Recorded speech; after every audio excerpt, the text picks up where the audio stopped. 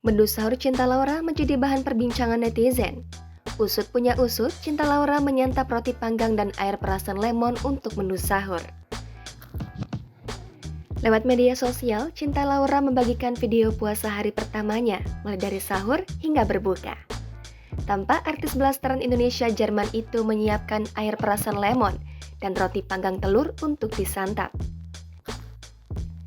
Padahal jadwal Cinta Laura hari itu padat sekali.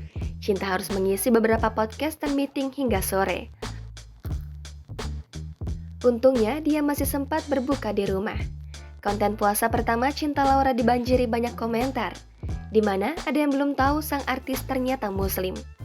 Namun kebanyakan menyoroti menu sahur Cinta. Warganet mewanti-wanti agar orang tidak asal menyontek menu sahur Cinta Laura, terutama bagi yang punya gangguan asam lambung. Di sisi lain, banyak yang paham kenapa Cinta Laura memiliki tubuh langsing. Jangan lupa subscribe, share, komen, dan like ya!